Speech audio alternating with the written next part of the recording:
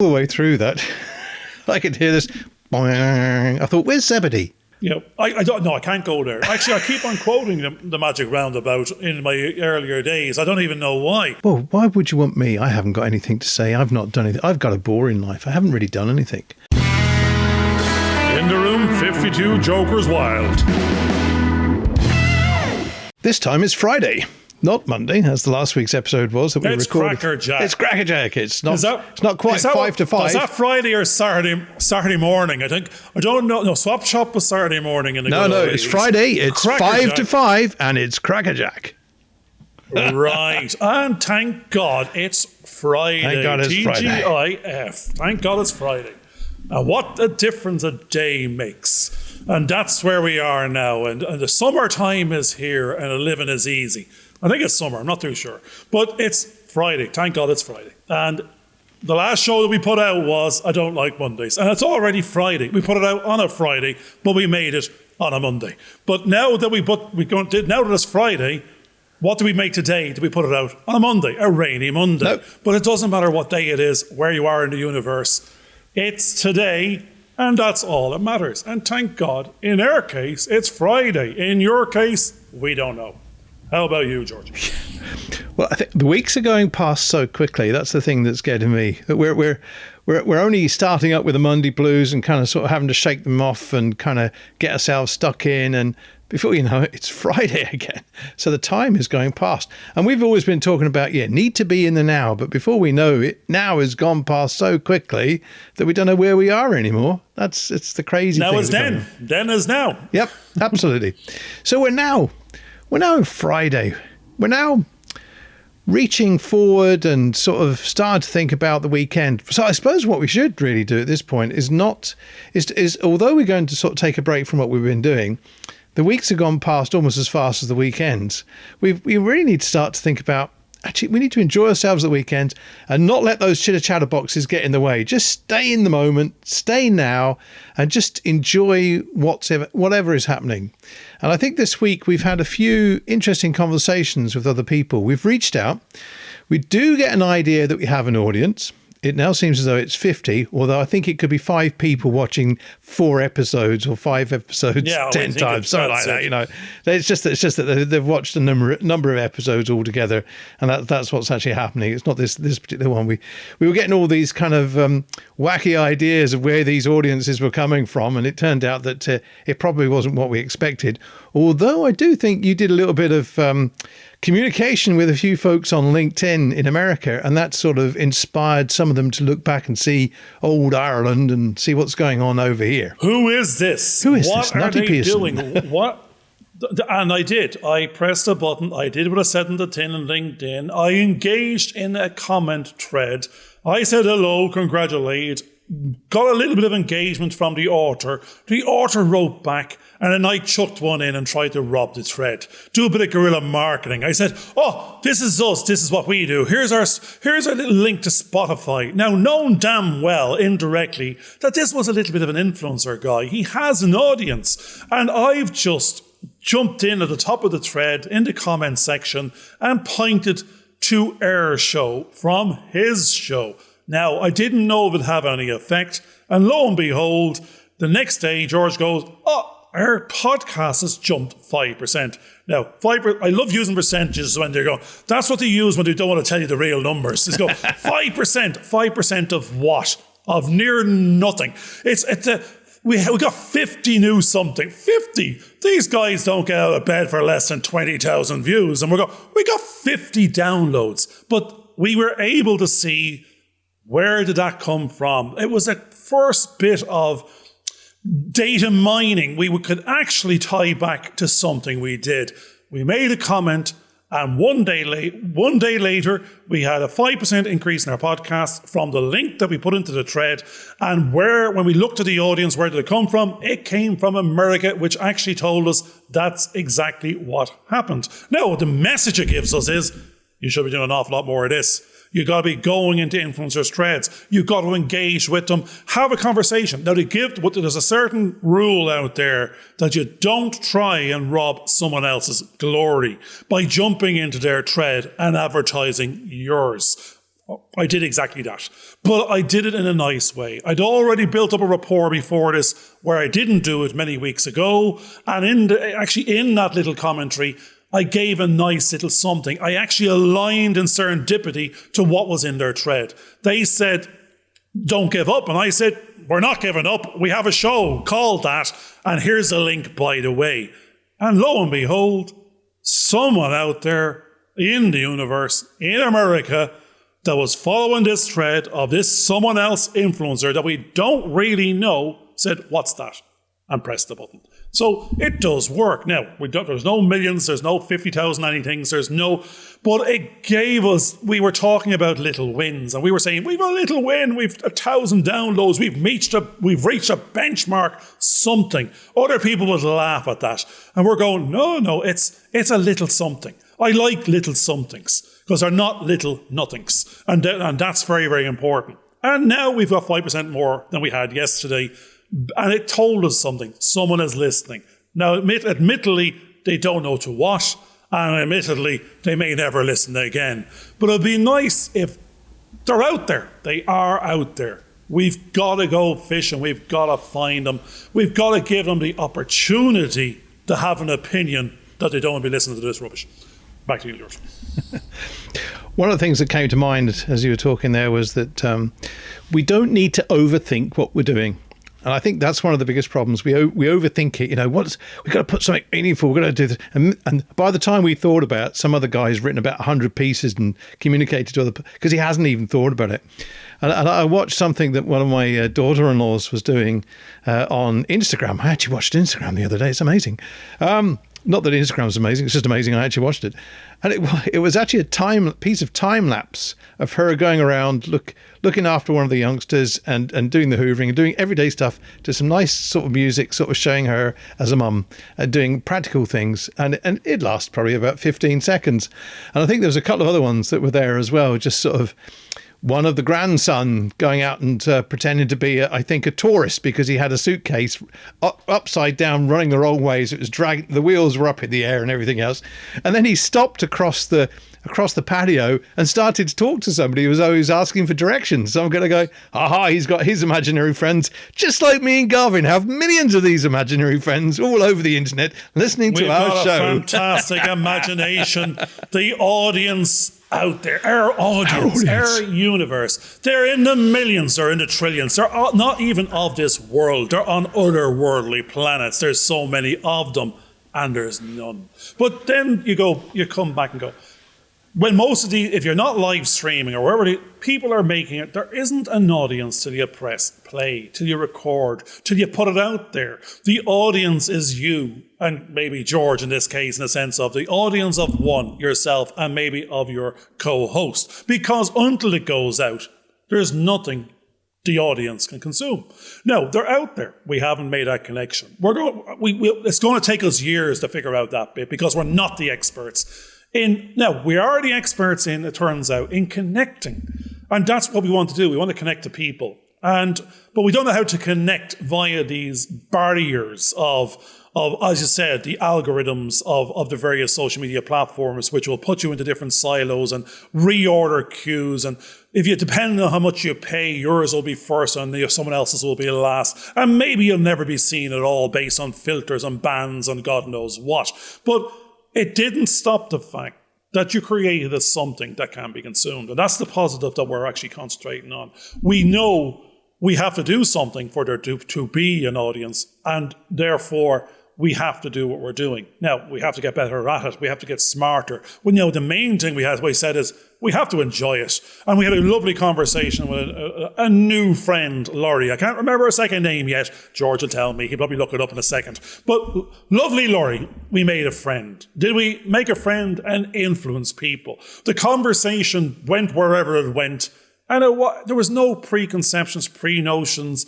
What did you do lately? Who are you? And what are you in your day job? It was, hello, who are you? What's it all about anyway? And that's what she reflected back to us, and I think we both heard. Ordinary people, normal people, real lives. We are the masses. That's what makes up most of the planet. Real, normal, average, everyday people trying to figure out who they are and where they're going. We don't claim to know. We know we don't know. And we know it's okay not to know. And it's all that matters is we're alive, we're living. As long as that's happening, there's a journey, there's a chance, there's an opportunity, there's a dream, there's a moment. And you can go out there and use that to make friends and influence people and create those opportunities. And even if there's no opportunities, we don't need, language opportunity is not the right language. To create moments, to create memories, to create dreams, to create moments worth living for normal people, ordinary people, us, you. One of the things that I remember from those people that do radios, those DJs that you have on the radio station, is that quite often they are sitting there and they're talking to the audience, whatever the audience is. Now, I know that if I'd stood in front of a group of people in our local chapel to even just the readings, and you've got 300 faces looking at you going, what's he doing up there, for goodness sake? Oh, goodness gracious me. What's he going to say? And you're sitting there kind of going, I'm going to make a real Henrys of myself here. And if you think of thousands and thousands of people eyeballing you and kind of going, what's he doing? What are they saying? Or even listening, kind of going, God, they're making a fool of themselves, aren't they? Oh. The key is not to think of thousands and thousands, but to think of one person that you're talking to and imagine that person in front of you having a conversation. Now, luckily, I've got Garvin here, so whenever I'm talking, I can see him. He's there. He's my audience. I can bounce off him. Yeah, I know. And he'll come in and sort of put me right and everything else. So he'll be kind of going, what are you doing, George? He's saying something silly. Do all those kind of things. But it's having just one person to talk to. And I think that's it. It's because then it becomes a dialogue. It's not just you having a bit of a chat to the mirror and hoping that the mirror will come back to you and say something. It's you sort of having a conversation and expecting some kind of interaction. And that's the key to all of this. And I think that's the important part. That for these podcasts, we only actually need to talk to one person or one other person that's in the room other than me and Garvin. We don't need to be talking to thousands and thousands and thousands of people. But if we're just talking to one person and making that one person feel as though they're special, they'll keep on listening and listening. And they'll tell somebody else, come along, these guys are quite good. And when you're feeling a bit low and you want to have a bit of a giggle because there's these two nanas having a bit of a crack on their video side or on their podcast side, we can sort of kind of go, do you know what? The world's not as bad as we thought it was because look at those two idiots just there. Our life's not as bad as theirs. They haven't a clue. They haven't a clue. And I think they're not even living in the real world. No, they think they're living in the real world. And that's the thing. What is the real world? It can be a dangerous place for people on different parts of the planet. It could be average, it could be super normal, it could be abnormal. It depends on who you are in your world, where you are living and what your surroundings are.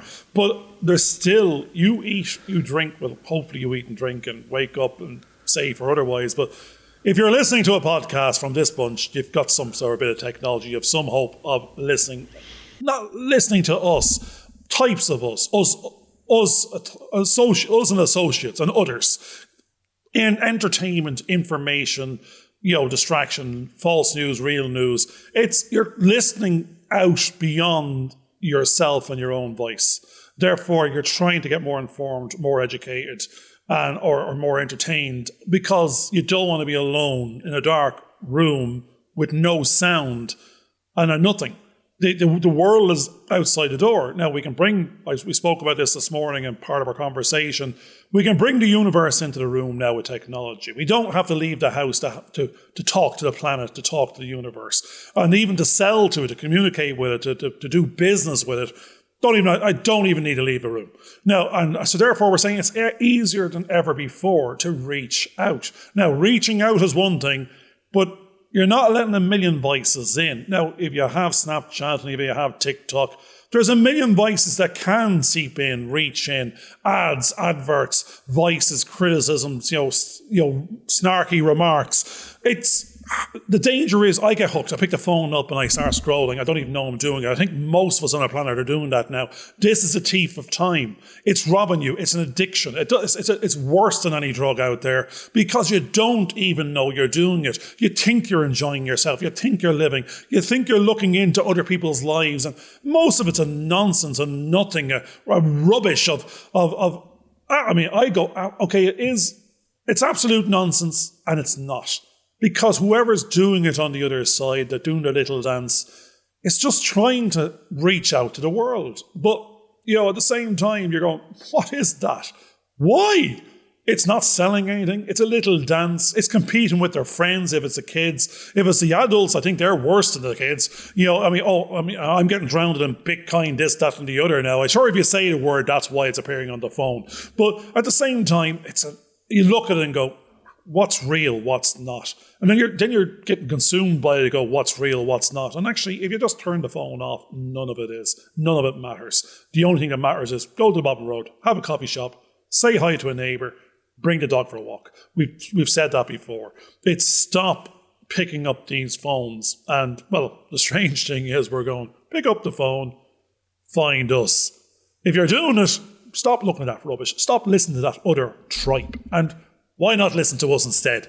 Because if you're going to do it, you might as well be enjoying us than that. Now, so therefore we are contradictory by the very nature of what we're doing. But we're not, because we're saying we're not expecting an audience. We're just doing this to pass a meaningful Friday afternoon and converse with each other and go, it's okay. Did I enjoy the afternoon? Yes, we did. And did we have a good conversation? Yes, we did. And did anything happen as a result?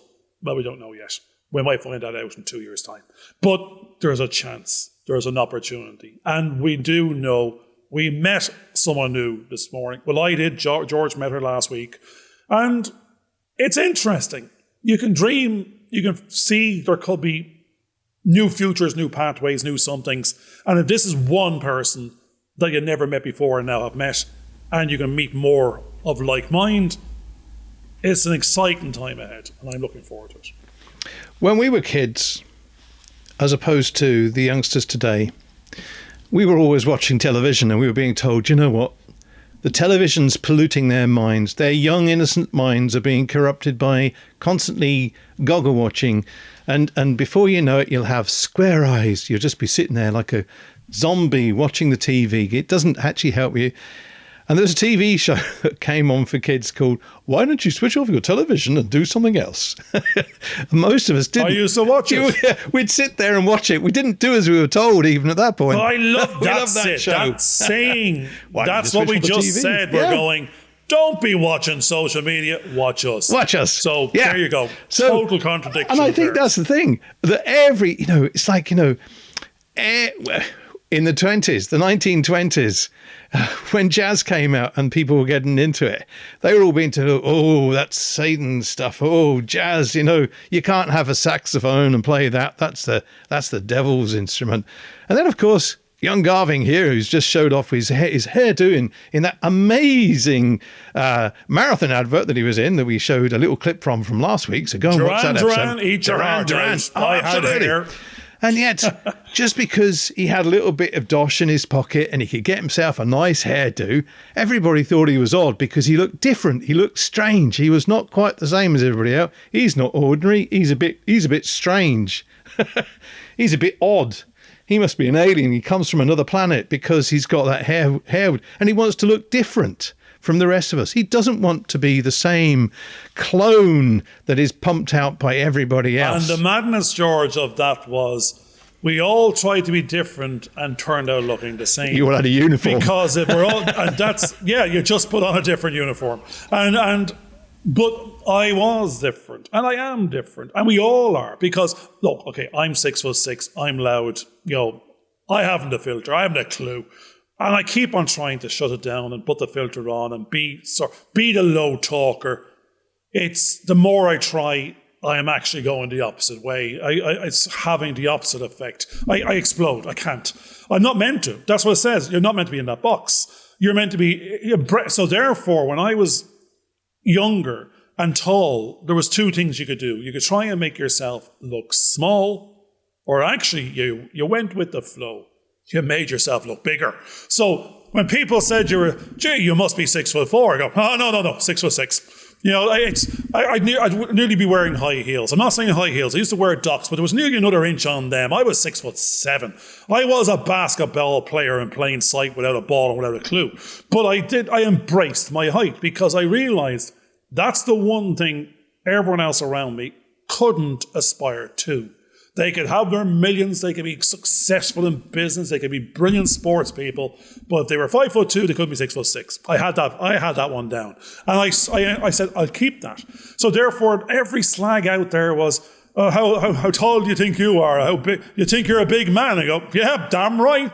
I'm 6'6". I'd nearly give the poor guy the height in meters and metric and inches back to them and go, yep, 6'5" and aspiring to 6'6", and with my hairdo 7'2", and the ego 8'3". You know, it's embrace it. Don't give the others the power. You go, you recognize who you are, and if that's the quirk you have, put a big arrow pointing at it and go, this is me. Hear me roar. I can't make myself 6'5". I can't make myself 6'4". I am what I am. I am the marathon man, or was. Snickers now. But embrace it. And I did. I embraced my height, but I didn't embrace the me that was inside. I shut that down a little bit for what the world required, what jobs wanted, what they wanted a quieter something. 606 was loud enough for them. And dressing fancy and flashy, that nearly killed them. Now, to put a personality on top of that would be the death knell. So I had to rein it back somehow. But now it's Pandora's box is open, as George knows. He's prized it open. He was looking for Schrodinger's cat, and what he let out of the box was me. So here we are, heroes roar. Now, the interesting thing is that all the way through that, I could hear this. Boing. I thought, where's Zebedee? Zebedee's there somewhere. Where is he? The Jack in the Box. There's something at your end that's kind of going, bang. So I need a clean little few seconds of the bang so I can take it out of the rest of the show.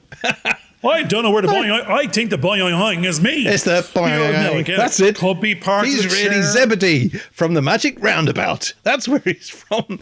He's not Dougal. Won't Definitely even not go Dougal. down there and try and explain what was Dylan? going on in that program. Yeah. I think he's Dylan. But the Magic Roundabout. I don't know. I can't go there. Actually, I keep on quoting the Magic Roundabout in my earlier days. I don't even know why. But you're drawing from the past. No, some other program will pop back in now. Oh, Jack and Nori. Tell us a story. That's the one. What we're about going forward is, what's the Jack and Nori? What's the story? There's a story in all of us. And even if it's not in us, we can make one up. And that's what we want to do. It's a story of you. I like that terminology now. We're using it a little bit in a few of our shows. And it's resonating with an awful lot of people, even in the last couple of days, new friends we've met. Of saying that these are new people we've never met before that have no preconceived notions of who we are. And they don't know who we were in terms of business or what our backgrounds are, or even who we are now, other than the interaction they have in the little bit of social media space or a couple of Zoom calls. And it's interesting. They're taking us at face value. It doesn't need to be anything else. We're not trying to dress it up and be something else. So this is a strange thing. We're now making friends or creating relationships for the first time as the real deal yourself. Now we want to do more of that and bring it to where I think there's some film out there, Bring It. And we got to bring it now. It's bring yourself to the game. Nothing else. Raw. And this girl, Laurie, said, non-apologetic. Because you're not trying to insult and you're not trying to force your opinions down other people's throats. You're going, if someone gets on the show and they ask your opinion, you have one. No, it might be the wrong one. Or it might be an uninformed one. It's up for grabs in the sense of you can be swayed and changed based on facts and information and new information. I'm going, I don't know what I don't know. We were talking this morning about, I watch a lot of TV, so I'm not going to LA anytime soon or New York City. I've saw those TV programs with the cops and robbers and gunshots here and go, nope, I'm not going. No, the other side is, from Bel Air to Beverly Hills to this, that, and the other, and going Hollywood. Nope, not leaving the house because that's too dangerous. Because I only ever consumed there through the filtered silo of TV shows and news. Therefore, all that's ever going to be on that is a magnification, glorification, like exaggeration of what they want to get across. It's not the 95% normality average of anything, which people just getting on with their lives. So maybe I will go, but not anytime soon. But it's no longer off the cards. I need to be more informed. I need to be more educated. I need to listen more. I need to meet more people. And that's the journey myself and George are on now. We're going out. We're the real deal. We want to meet you. We want to talk with you. Come sit beside us at the virtual table. Listen in on the conversation. And if you fancy having a chat, you know where we're at. And I think that's the great thing, because quite often everybody kind of goes, well, why would you want me? I haven't got anything to say. I've not done anything. I've got a boring life. I haven't really done anything. But when you start to drill down and you start to inquire and they start to share their story, you begin to realize you're in front of some amazing, extraordinary people. It's just that they don't appreciate what it is that they've gone through themselves. And in the conversations that we can have with them, we can help them discover that their story is unique. And there's a lot that others can learn from those stories, if only they were given a voice. And I think that's what we started. When we came on to do these shows originally about a year ago, we were feeling that we were just there serving everybody, just doing stuff, and we hadn't got a voice. We were just this thing that was pulled out of the cupboard to do an activity, then put back again. We hadn't got a voice. There was nothing there for us. But we wanted to have a voice. We wanted to say what was on our mind, and that's what we're getting a chance to do, which I think is really, really good. We know that by engaging with other people, as we have done this week with Laurie Gatzi-Barnard in this last week, we've had some great conversations and a diverse background that she's got from coming from Zimbabwe to Pennsylvania in America and then coming to live in Northern Ireland and having an impact on the lives of people in Northern Ireland because of the way she's engaging with diversity and people from every source of life that you could think of and helping them to find their voice. And she's actually doing it with us. She's encouraging us and nurturing us, even just with the 2 conversations that we've had. Mentoring two white men to find their voice. To find their voice and to believe in themselves and to believe that they have a voice. That's it. And George, and not only find their voice, but please also find the volume control. Because you got to put it up and put it down and switch it off from time to time. Oh, I'm in control of that, Garvin. You don't need to worry about that. When you're very, very high, I can bring you down. I can bring the paddles down and kind of go, yeah, we'll bring it down to -10 and I'll go up to 10 or something. So we'll balance everything out in the end. We always do. It's working really, really well, actually, because we can control that, you know. But there's the thing. Actually, there you go, the Twilight Zone, isn't it? We can control the environment. Yes, we can control the vertical lines and the horizontal lines. All you have to do is sit there for half an hour. Unheard of. I know. But I think that's something else that we were starting to realize. That's a construct that we've created in our own minds, that we can control anything that's going on. Here you go, there's a ding going on there. You see, just at that particular moment, the cue came in. Ding, can't control that, George. And you can't control the bing going on, all the little mobile phones going off that we had, all the telephone, not in control of anything. Oh, I have a dog's barking here as well. And you've got dogs barking. Yeah, and it sounds like a change there as well. That's okay. We've said the universe has its own voice. It can let a dog bark. It can put a ding and a boing into the sentence. It's meant to be there. That it just reminds us it's not perfect. We're not trying to be perfect. We're not trying to make it, we want someone to go, sure, look at, they're only harmless old lads. There's a boing going on in the background. I heard a dog bark. Actually, they're looking out their own window to go, I think there's a dog barking around. And not realize it's actually on the program in the background, which is fine because that's more real. I think, 60% of the planet, I'm making up statistics now. I'm just grabbing numbers out of the air like I was when I was an accountant. 60% of the planet have a pet, or will have a pet, or would have had a pet somewhere in their life. And on that basis, it's you're averaging. That's what we're doing. There's a dog barking, a cat meowing, a fish blowing bubbles. Whatever it's doing. And Zebedee going, people have pets. And we like the Zebedees in us. It's a surprise in the box. Actually, he's well out of the box. I think he was a jack in the box, out of the box. He made his escape, as far as I know. It was the tash that he had that sort of gave him the inspiration. He always went, and he says, and then he got to the point, as we're getting fairly close to the point, but we're not there yet, where he kind of go, time for bed.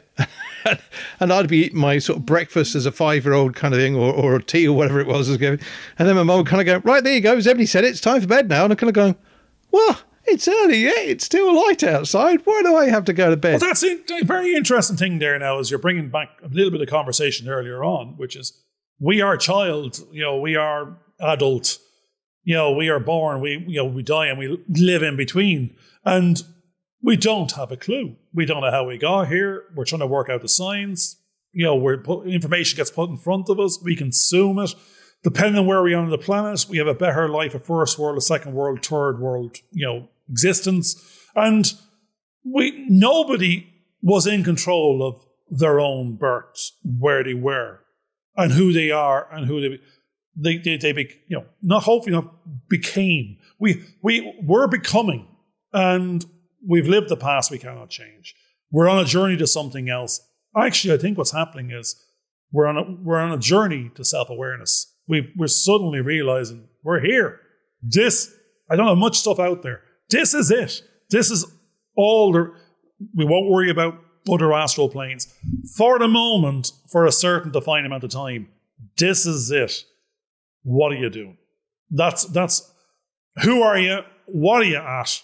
What are you doing next? And then do the same again. And strange thing is, how do you interact with others on that journey is what will make the biggest impact. And that's, I think I'm getting closer to realizing I want to make a difference to me, but how I might achieve that best is by making a difference to others. Not sure what exactly is yet, how big or small, but any size difference to others is 100% more than what it was a minute ago. So that's a little bit of the awareness starting to happen for me. I think George as well. Yeah, I think part of the conversation that we had earlier on today was this sense of purpose. We found that on our life journey that we didn't seem to have any kind of meaning. We were helping other people, but we were getting kind of tied down with what is our purpose, what is our meaning. And the little chitter-chatter box was kind of going off and saying, God, you've got to have a purpose, you've got to have a meaning. And we kind of go, I don't know what it is. And then people kind of go, well, what are you going to do in 5 years' time? I haven't got the foggiest idea. I don't know what it is. Can't figure out, that's today. Yeah, I know. Tomorrow. And that's it, you see. And they kind of want to just think about 5 years' time or 3 years' time or 2 years' time or even next week. And I'm kind of going, look, if I can get through today, I'm going to be happy enough. And then you kind of go, well, look, if we just turn on the record button and don't worry about it and start to have a bit of a chit chat, we'll find that before we know it, there's been a show and about 35 minutes has gone past and we can edit something together. And then there's all those little gems that we come across as we go in it. And that's the point. Our purpose is just to use this amazing capability we have, this tool that we have, which is called the mouth, that comes out with all kinds of stuff that we can communicate. And one of the amazing things, I think, is the fact that when we start to talk to one another, we can understand what the other person is actually saying. That in itself is a marvel of the universe and everywhere else that you think, because we have this thing called communication, and we use various different facilities within us to observe the other person, to see what they're doing, to see if we understand the message that they've just put across correctly, and did their facial expressions, their eyes and all their other bits and pieces express the same meaning as what the words were that came out of their mouth, or was there something hidden in the message? And that's part of the storytelling process, which I think is really quite good. And that's what we're getting into. We're getting into a kind of storytelling process. We're understanding things. And then we're kind of reflecting upon the story of the journey of us. We've talked about the story of us. So this is the story of us, the journey of us, and how it might relate to other people.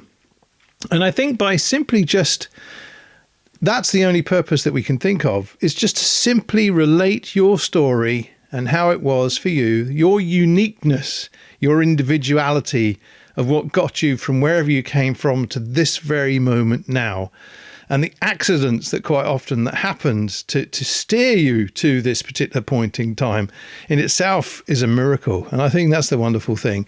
And quite often, the person that is listening, that one person, that one member of our audience that we have there, they've suddenly found at this particular point in time, they've reached this moment and they happen to be listening to this show at this point in time. And they'll kind of go, oh, I was thinking about that.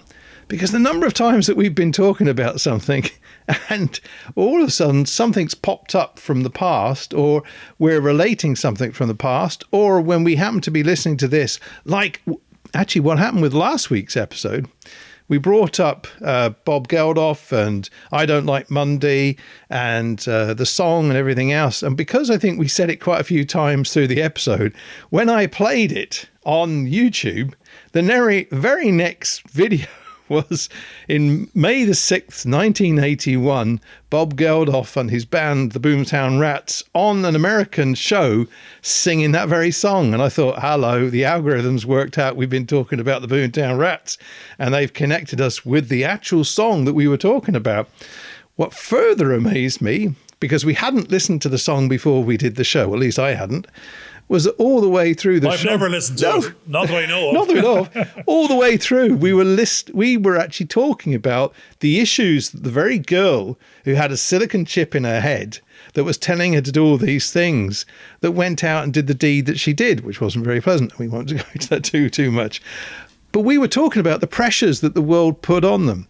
The humdrum of the world that they were living in, the pressure, effectively the pressure pot that they were in, that were causing them all kinds of problems, that effectively got them to explode. And we were talking about how if we don't, work on those pressure release spots the pressure and release the pressure, we will actually either implode, explode, or stop functioning altogether. And that's the key thing about the whole thing. So what we're finding is, in this show, we have to slow down. We have to slow down a little bit, begin to appreciate who we are as human beings. And by not overly worrying about the future or fretting about the past, we can start to see what it is that we're meant to do now. And not to overthink it. We said that before, not to overthink it and just be more and more in the present. We're actually up to, would you believe, 37 minutes into this show. So we probably need to bring it to some kind of closure. We didn't have an idea what we were going to talk about, but we've come up with a whole load of bits and pieces. We have a little bit of humdrum going on, the boings going on. Zebedee turned up somewhere along the line, and we still ended up talking about the Boomtown Rats. So we were well and truly in the past. But we began to talk about the reasons why we needed a voice. And that voice is for the very one person that is listening to this show, which is you. Yes, you, over in the corner, trying to hide behind that piano that's there, where we know you're there listening to us, and maybe you'd just like to click on the like button or subscribe to this show so you can hear the next one and whatever else. Don't be shy. Just come out. We're here and we won't bite. Over to you guys. That's it. Hello. Who are you? I am me. I don't know where I'm going, but I'm going there anyway. So, because when I get there, I'll know. But I'm hopefully no longer going alone. We're going to go together. Come along, listen. Come into the virtual pub, sit beside us, chuck a comment or two in there to upset the cart. We don't want Me Too's in the context of the yes men and no men and women. We want the ones that not disagree. It's agree to disagree. Want a conversation, want to go somewhere with the journey of language and opinion. Not opinionated, but just the pub conversation. Or coffee shop conversation. It doesn't have to be a pub anymore. It's outdoor dining these days with the pandemic. But wherever it is, it's go find a new someone. Because you've already got a bunch of someone you already know. You've probably milked them to death. You want to go find something new to bring back to that bunch and let them know what you found. And that's us. So come, find us, find our guests, find some ideas, bring it back to your friends and go, there's a bunch of weirdos on the podcast shows, having a notion what they're up to, where they're going, bit clueless, but entertaining nevertheless. And I feel just like them some of the time. We're looking for you, whoever you are. We know you're out there. Stop hiding. Come to the forefront. Get your voice. Shout and scream at us. Point at us. Critique us even. We're here. We're waiting. Come say hello. All the best. Have a great weekend. Have a great life. Take care. Talk soon. Bye for now. Hope you enjoyed this video. Please subscribe and click on the bell for notifications.